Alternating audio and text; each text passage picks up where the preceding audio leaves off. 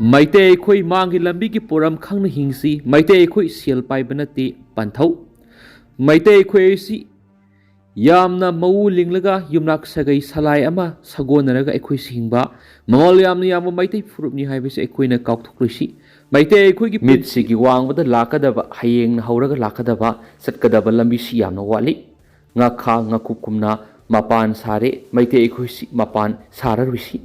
Maite Koi Lining is Nabi, Maite Koi Sagasi, Maite Lining Mankre, Satnabi Mayam Ama, Hard Crava, Mahan Cravagi Tunda, Tapna Maite Koi, Sonkalaki, Mutbasu Yarre, Amamam Kata Hinglabasu, Mapangali and Kalakani, Maite Lepak, Maite Lerami Havisi, Mina Hibanati, Line Hibani, Maite Koi, Mangi Lambigi Poram Kang Hingsi, Maite Koi, Siel Pibanati Haina, Non Pok Simu Tong, Maite Laikol, Talo Sipi Log. Seloi Langmai Sing Impal Nongpok to Ladiva, Lai Oipa, Pantona Pongdokri.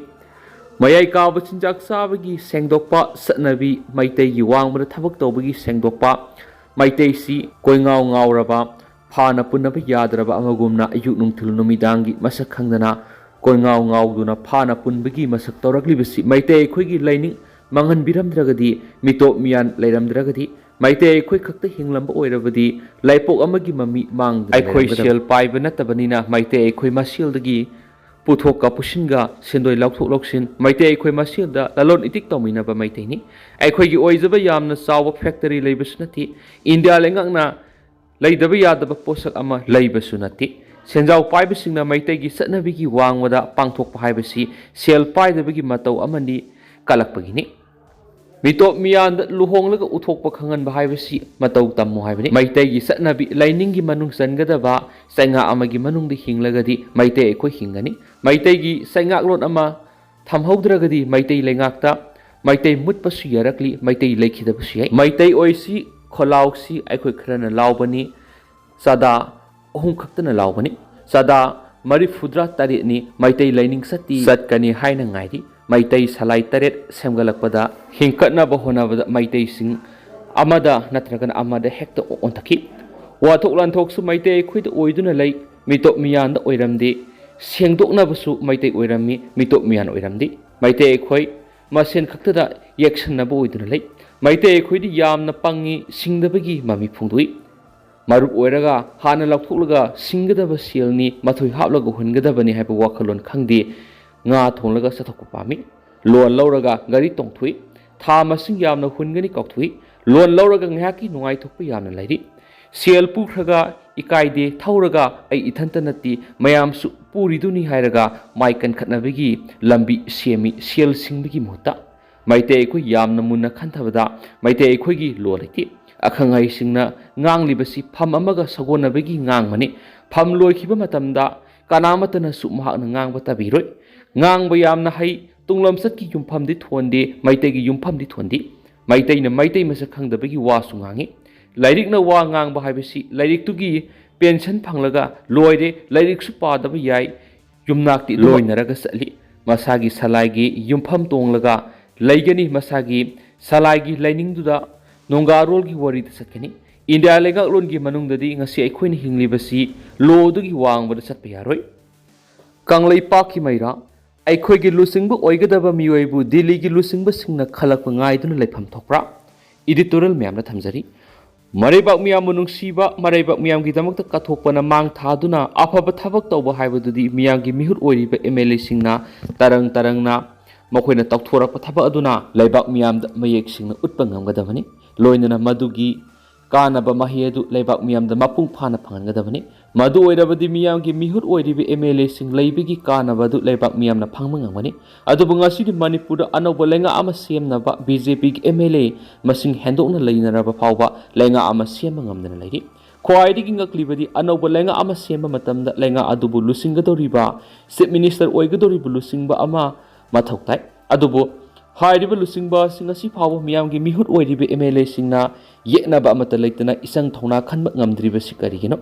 Anobalenga ama siembagi mathau tariba lusingba adudi aikoigi MLA singna khangadabani madunatana Delhi gi lusingba singna khanba ngaiduna leiba haibasi yamna lanba oigani thawong asina takpadi aikoigi miyanggi mihut oiribe MLA singi isa gi wakhal ꯂꯧꯁꯤꯡꯅ ꯃꯔꯩꯕꯥꯛ ꯃꯅꯤꯄꯨꯔꯒꯤ ꯂꯩꯉꯥꯛ ꯁꯥꯁꯟ ꯇꯧꯕ ꯉꯝꯗ꯭ꯔꯤ ꯗꯦꯜꯂꯤꯒꯤ ꯂꯨꯆꯤꯡꯕꯁꯤꯡꯒꯤ ꯋꯥꯈꯜ ꯂꯧꯁꯤꯡꯒꯤ ꯃꯈꯥꯗ ꯂꯩꯉꯥꯛ ꯁꯥꯁꯟ ꯇꯧꯅꯕ ꯉꯥꯏꯗꯨꯅ ꯂꯩꯔꯤ ꯍꯥꯏꯕ ꯇꯥꯛꯄꯅꯤ ꯃꯁꯤ ꯌꯥꯝꯅ ꯆꯨꯝꯗꯕꯅꯤ ꯍꯧꯖꯤꯛ ꯂꯩꯕꯥꯛ ꯃꯤꯌꯥꯝ ꯍꯥꯏꯐꯝ ꯈꯪꯗꯅ ꯑꯋꯥꯕ ꯄꯨꯟꯁꯤ ꯑꯃꯗ ꯂꯦꯟꯗꯨꯅ ꯂꯩꯔꯛꯂꯤꯕꯁꯤ ꯆꯍꯤ 2 ꯃꯈꯥꯏ ꯍꯦꯜꯂꯛꯂꯕꯅꯤ ꯃꯤꯌꯥꯝ ꯑꯁꯤꯒꯤ ꯃꯅꯨꯡꯗ ꯃꯁꯥꯒꯤ ꯃꯌꯨꯝ ꯃꯩꯀꯩ ꯇꯨꯝꯅ ꯃꯩ ꯊꯥꯗꯣꯛꯄꯤꯈꯤꯕꯗꯒꯤ ꯂꯩꯐꯝ ꯂꯩꯇ꯭ꯔꯕ IDP 50,000 ꯍꯦꯟꯕꯅ ꯔꯤꯂꯤꯐ ꯀꯦꯝꯞꯁꯤꯡꯗ ꯑꯗꯨꯛꯀꯤ ꯃꯇꯤꯛ ꯑꯋꯥꯕ ꯐꯤꯚꯝ ꯑꯃꯗ ꯍꯤꯡꯗꯨꯅ ꯂꯩꯔꯤꯕꯅꯤ ꯄꯨꯝꯅꯃꯛ ꯑꯁꯤ ꯀꯅꯥꯒꯤ ꯃꯃꯥꯡꯗꯅꯣ ꯍꯥꯏꯔꯕꯗꯤ ꯏꯂꯦꯛꯁꯟꯒꯤ ꯃꯇꯝꯗ ꯂꯩꯕꯥꯛ ꯃꯤꯌꯥꯝꯅ ꯚꯣꯠ ꯄꯤꯗꯨꯅ ꯃꯤꯌꯥꯝꯒꯤ ꯃꯤꯍꯨꯠ ꯑꯣꯏꯅ ꯈꯟꯈꯤꯕ ꯑꯩꯈꯣꯏꯒꯤ MLAꯁꯤꯡ ꯇꯤꯛ ꯇꯤꯛ ꯂꯥꯎꯅ ꯂꯩꯔꯤꯕ ꯑꯁꯤꯒꯤ ꯃꯃꯥꯡꯗꯅꯤ ꯃꯗꯨꯅ ꯃꯤꯌꯥꯝꯒꯤ ꯃꯤꯍꯨꯠ MLAꯁꯤꯡ ꯆꯪ ꯂꯥꯎꯅ ꯂꯩꯅ ꯂꯩꯕꯥꯛ ꯃꯤꯌꯥꯝꯕꯨ ꯑꯋꯥꯕ ꯏꯄꯥꯛꯇ ꯂꯪꯊꯗꯨꯅ ꯊꯝꯕꯒꯨꯝ ꯇꯧꯔꯤꯕꯁꯤ ꯌꯥꯝꯅ ꯂꯥꯜꯂꯤ MLAꯁꯤꯡ ꯑꯃꯠꯇ ꯑꯣꯏꯅ ꯄꯨꯟꯁꯤꯟꯗꯨꯅ ꯂꯩꯉꯥꯛ ꯑꯃ ꯁꯦꯝꯕ ꯆꯨꯝꯒꯅꯤ ꯂꯣꯏꯅꯅ ꯁꯦꯝꯒꯗꯧꯔꯤꯕ ꯂꯩꯉꯥꯛ ꯑꯗꯨꯒꯤ ꯂꯨꯆꯤꯡꯕ ꯍꯥꯏꯕꯗꯤ ꯆꯤꯐ ꯃꯤꯅꯤꯁꯇꯔ ꯑꯣꯏꯒꯗꯧꯔꯤꯕ ꯃꯤꯁꯛ ꯑꯗꯨ MLAꯁꯤꯡꯒꯤ ꯃꯔꯛꯇꯒꯤ ꯌꯦꯠꯅꯕ ꯑꯃꯠꯇ ꯂꯩꯇꯅ ꯈꯟꯕ ꯉꯝꯒꯗꯕꯅꯤ ꯃꯗꯨ ꯅꯠꯇꯅ ꯑꯩꯅ ꯆꯤꯐ ꯃꯤꯅꯤꯁꯇꯔ ꯑꯣꯏꯒꯅꯤ ꯑꯩꯅ ꯑꯣꯏꯒꯅꯤ ꯍꯥꯏꯗꯨꯅ ꯅꯥꯄꯥꯛ ꯇꯥꯅꯗꯨꯅ MLAꯁꯤꯡꯒꯤ ꯃꯔꯛꯇꯁꯨ ꯃꯤꯆꯪ ꯈꯣꯝꯅꯗꯨꯅ ꯑꯃꯒ ꯎꯅꯕ ꯌꯥꯗꯅ ꯂꯩꯕ ꯍꯥꯏꯕꯁꯤꯒꯤ ꯃꯥꯡꯖꯕ ꯍꯥꯏꯕꯗු ꯂꯩꯕꯥꯛ ꯑꯁꯤꯒꯤ ꯑꯣꯏꯒꯗꯧꯔꯤꯕꯅꯤ ꯍꯥꯏꯕꯁꯤ MLAꯁꯤꯡꯅ ꯈꯪꯐꯝ ꯊꯣꯛꯏ ꯌꯥꯝꯅ ꯅꯣꯛꯅꯤꯡꯂꯤꯕꯗꯤ ꯗꯤꯜꯂꯤꯗꯒꯤ ꯂꯨꯆꯤꯡꯕ ꯈꯔ ꯂꯥꯛꯂꯒ MLAꯁꯤꯡ ꯎꯅꯔꯒ ꯋꯥꯔꯤ ꯋꯥꯇꯥꯏ ꯈꯔ ꯁꯥꯔꯒ ꯑꯩꯈꯣꯏꯒꯤ MLAꯁꯤꯡꯅ ꯑꯅꯧꯕ ꯂꯩꯉꯥꯛ ꯑꯃ ꯁꯦꯝꯂꯒꯅꯤ ꯍꯥꯏꯗꯨꯅ ꯄꯦꯟꯊꯣꯛꯇꯨꯅ ꯂꯩꯕꯒꯨꯝ ꯇꯧꯔꯤꯕꯁꯤꯅꯤ ꯃꯅꯤꯄꯨꯔꯗ ꯂꯥꯛꯂꯝꯕ ꯂꯨꯆꯤꯡꯕꯁꯤꯡ ꯑꯗꯨꯅ ꯗꯤꯜꯂꯤꯗ ꯍꯟꯈ꯭ꯔꯕ ꯃꯇꯨꯡꯗ ꯇꯨꯃꯤꯟꯅ ꯂꯩꯊꯣꯛꯈꯤꯕ ꯃꯇꯝꯗ ꯀꯔꯤꯒꯤ ꯇꯨꯃꯤꯟꯅ ꯂꯩꯊꯣꯛꯂꯤ ꯀꯔꯤꯒꯤꯗꯃꯛꯇ ꯑꯅꯧꯕ ꯂꯩꯉꯥꯛ ꯁꯦꯝꯅꯕ ꯄꯥꯏꯈꯠꯐꯝ ꯊꯣꯛꯄ ꯊꯕꯛ ꯄꯥꯏꯈꯠꯇ꯭ꯔꯤꯕꯅꯣ ꯍꯥꯏꯕ ꯐꯥꯎꯕ ꯑꯩꯈꯣꯏꯒꯤ MLAꯁꯤꯡꯅ ꯆꯞ ꯃꯥꯟꯅꯗꯨꯅ ꯑꯃꯠꯇ ꯑꯣꯏꯅ ꯍꯪꯖꯕ ꯐꯥꯎꯕ ꯉꯝꯗꯕ ꯍꯥꯏꯕꯁꯤ ꯌꯥꯝ ꯏꯀꯥꯏꯅꯤꯡꯉꯥꯏꯅꯤ ꯃꯔꯝ ꯑꯗꯨꯅ ꯑꯅꯧꯕ ꯂꯩꯉꯥꯛ ꯑꯃ ꯁꯦꯝꯅꯕ ꯂꯩꯉꯥꯛ ꯑꯗꯨꯒꯤ ꯂꯨꯆꯤꯡꯕ ꯍꯥꯏꯕꯗꯤ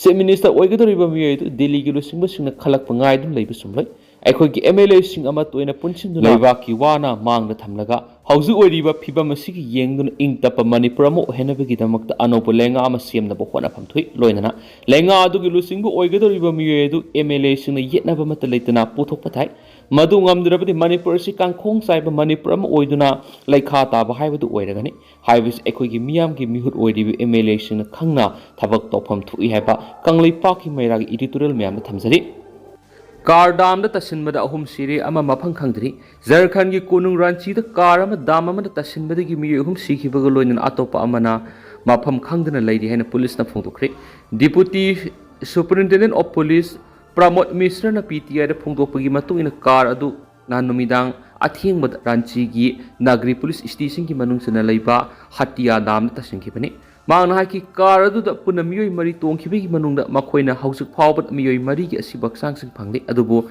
ꯑꯃꯗꯤ ꯃꯐꯝ ꯈꯪꯗꯅ ꯂꯩꯔꯤ ꯂꯩꯈꯤꯗ꯭ꯔꯕꯁꯤꯡ ꯑꯗꯨꯒꯤ ꯃꯅꯨꯡꯗ ꯖꯥꯝꯁꯦꯗꯄꯨꯔꯒꯤ ꯄ꯭ꯔꯤꯟꯁꯤꯄꯜ ꯗꯤꯁꯇ꯭ꯔꯤꯛ ꯖꯖꯀꯤ ꯕꯣꯗꯤꯒꯥꯔꯗ ꯑꯣꯏꯅ ꯂꯩꯕ ꯄꯨꯂꯤꯁ ꯄꯔꯁꯣꯅꯦꯜ 2 ꯌꯥꯎꯔꯤ ꯍꯥꯏꯅ ꯃꯍꯥꯛꯅ ꯐꯣꯡꯗꯣꯛꯂꯤ DSPꯅ ꯍꯥꯏꯈꯤ ꯗ꯭ꯔꯥꯏꯚꯔꯅ ꯀꯟꯇ꯭ꯔꯣꯜ ꯉꯝꯍꯧꯗꯕꯗꯒꯤ ꯀꯥꯔ ꯑꯗꯨ मथक मखा ओलब मतुंग दाम मधुर तसिन की ओरम भी है न थाजनरी।